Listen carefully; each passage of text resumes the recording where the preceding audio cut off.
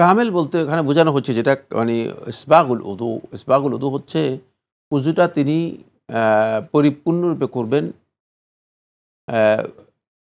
উজুর যেই ফরজ শর্ত এবং সুনান মুস্তাহাব্বাত আছে সেগুলো সবগুলো করে মানে কমপ্লিট ভালোভাবে উজুটা করবেন। উজুর মধ্যে কিছু বিষয় আছে যেগুলো অনেকে তাড়াহুড়া করার কারণে সুন্দরভাবে উজু হয় না। শুধু পানি পৌঁছিয়ে দেওয়ার শুধু উজু নয়, বরং উজু হচ্ছে মূলত উজুর সাথে আপনি যে উজু ধৌত করা অঙ্গগুলোকে ভালো করে মলে নেবেন এবং ধুয়ে নেবেন, যাতে করে আপনি কনফার্ম হন যে আমার উজুটা ঠিক মতো হয়েছে। সেক্ষেত্রে তাড়াহুড়ো করা নয়, বরং সুন্দরভাবে উজুটা করা, যাতে করে আপনার উজুটা যথার্থ হয়, সঠিক হয় এবং উজুর সবগুলো বিধানকে ঠিকঠাক মতো আপনি পালন করতে পারেন। প্রত্যেকটা জায়গায় পরিপূর্ণরূপে পানি পৌঁছানো। আলেমদের মধ্যে কেউ কেউ বলেছেন এখানে এটাও উদ্দেশ্য যে প্রত্যেকটি অঙ্গ 3 বার করে ধৌত করা, যেগুলো ধৌত করার কথা এসেছে, শুধু একবার নয়। কারণ একবার ধুলে তার হুকুম আদায় হয়ে যাবে, কিন্তু এটাকে যদি 3 বার করে ধৌত করা হয় থাকে, তাহলে এটার পরিপূর্ণতা আসবে।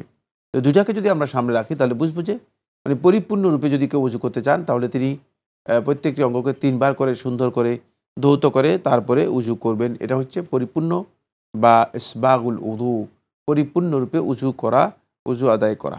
জি।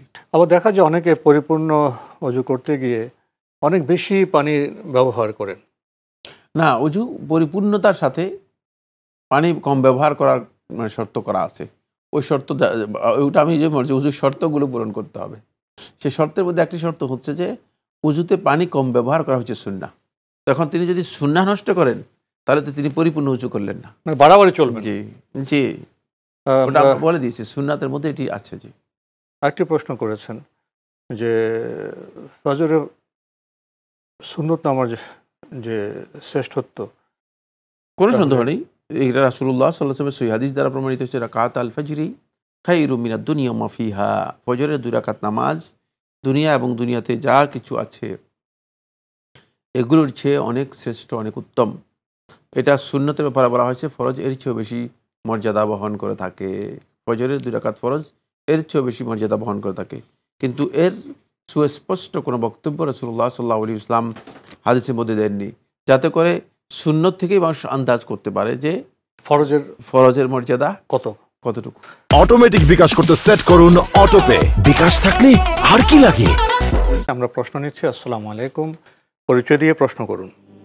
ওয়ালাইকুম আসসালাম ওয়া রাহমাতুল্লাহ। জি হুজুর, আমি রাজশাহী থেকে বলছি। আমার দুইটি প্রশ্ন। জি বলুন বলুন। এক ব্যক্তির 7টি মেয়ে, তো ওনার মানে বাবা মারা গেছেন, শুধু মা বেঁচে আছেন। বাবা মারা? হ্যাঁ, বাবা মারা গেছে। হ্যাঁ, বেঁচে আছে কে?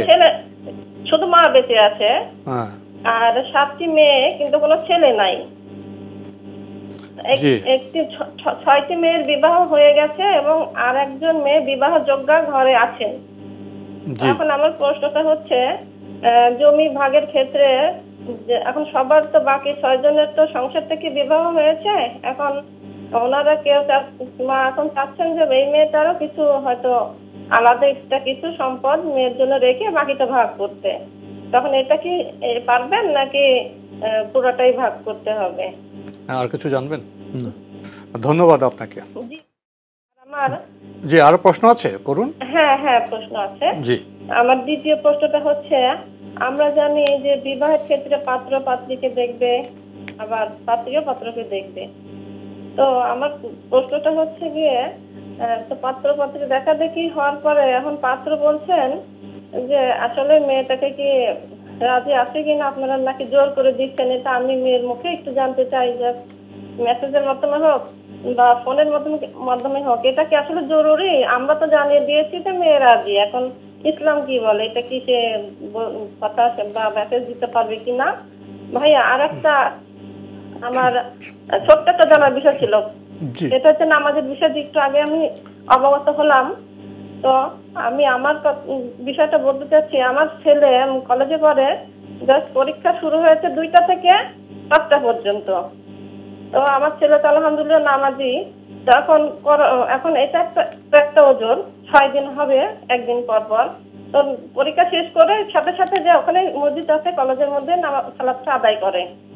তো এখন সূর্য প্রায় অস্তই হয়ে যাওয়ার মতো হয়ে যায়। এখন এটা কি ঠিক হচ্ছে নাকি এভাবে কি আদায় করবে? কোচিং এর ক্ষেত্রেও তাই, কোচিং করে 6টা থেকে 7টা পর্যন্ত, আবার 5টা থেকে 6টা পর্যন্ত একটা আছে। সময় সব ঠিকই ছিল, মানে ছোট দিন হওয়ার কারণে এই সমস্যাটা হয়ে গেছে হুজুর। জি, ধন্যবাদ আপনাকে। আপনি অনেকগুলো প্রশ্ন করেছেন, আমরা আপনার প্রশ্ন বোঝার চেষ্টা করেছি। প্রথম প্রশ্ন, বাবা মারা গেছেন, মা বেঁচে আছেন, 7 মেয়ে, কোনো ছেলে নেই, 6 মেয়ে বিয়ে হয়েছে, 1 মেয়ে বিয়ের উপযুক্ত, এখন জমি ভাগ কিভাবে করবেন? উনি যেটা প্রশ্ন করেছেন সেটা হচ্ছে মানে একটা পোষ্য যদি বিবাহ যার দেওয়া হয়নি তার জন্য রেখে দেওয়া হয় তাহলে কি জায়েজ হবে কিনা? হ্যাঁ, জায়েজ হবে। মানে যেহেতু যার বিবাহ বাকি রয়েছে তার খরচের ব্যাপার আছে, সেখান থেকে বিবাহের হয়তো প্রয়োজনীয় খরচের জন্য যদি তার সম্পত্তির কিছু অংশ রেখে দেওয়া হয় তাহলে রাখা যেতে পারে। তবে মানে বন্টনের ক্ষেত্রে এটি সকলের মানে অভিমতেই সম্মতিতেই হবে। জি। আমরা জানলাম বিষয়টি সম্পর্কে। আরেকটি বিষয় আপনি প্রশ্ন করেছেন, বিয়ে তো পাত্র পাত্রীর সম্মতির প্রয়োজন। এখন পাত্র বলছে মেয়ে কি আসলে মন থেকে রাজি, না কোনো জোর জবরদস্তি করা হচ্ছে, ইনি কথা বলতে চান, টেলিফোন হোক বা যেভাবে হোক। এই যে মেয়ের থেকে কথা জানতে চান, তিনি রাজি, এটা কি ঠিক আছে? না, ইসলামী শরিয়ার বৈধতা আছে বলে আমার জানা নেই। কারণ এভাবে কথা মানে বলতে অভিভাবক বললে তো হয়ে যাবে। অভিভাবক বললেই যথেষ্ট। মেয়ের অভিভাবক বললে তো, মেয়ের অভিভাবক বললেই যথেষ্ট। অভিভাবক তো অবশ্যই মেয়ের সম্মতি নিয়ে কথা বলবে। অভিভাবক যেটা বলবে সেটাই বক্তব্য, এখানে মেয়ের বক্তব্যের কোনো অতিরিক্ত গুরুত্ব নেই। আর দ্বিতীয় নম্বর হচ্ছে মেয়ে এই ক্ষেত্রে মানে ছেলের সাথে কথা বলা অথবা আলাদা আলোচনা করা এই কাজ এটি সঙ্গত নয়, কারণ এটি ফিতনার কারণ হতে পারে। ইসলামের বিধান তো খুবই সুন্দর এবং স্পষ্ট। জি জি। অভিভাবক তো মেয়ের সাথে সম্মতি নিয়ে তো কথা বলবেন, জি জি। এখানে তো অতিরিক্ত আর সতর্কতার প্রয়োজন নেই। জি না। আরেকটি বিষয় আপনি প্রশ্ন করেছেন, আপনার ছেলে পরীক্ষা দিচ্ছেন নামাজি, তো 2টা থেকে 5টা পরীক্ষার সময়সীমা, তো উনি 5টার পরেই কলেজে মসজিদ আছে সেখানে সালাত আদায় করেন, এখানে কোনো সমস্যা আছে? না, সালাত আদায় করবেন, সাথে সাথে সালাত আদায় করবেন। পরীক্ষার হল থেকে বের হয়ে প্রথম কাজই এখন তো ওজর ছিল, ইচ্ছাকৃত দেরি করছেন। জি, পরীক্ষার হল থেকে বের হয়ে সাথে সাথে তিনি সালাত আদায় করলেই হয়ে যাবে। এক্ষেত্রে যেহেতু এছাড়া কোনো বিকল্প নেই, বিকল্প করার সুযোগও নেই, পরীক্ষা যেহেতু 2টা থেকে 5টা পর্যন্ত, তাহলে তিনি পরীক্ষার হল থেকে বের হওয়ার সাথে সাথেই আসরের সালাত আদায় করেন।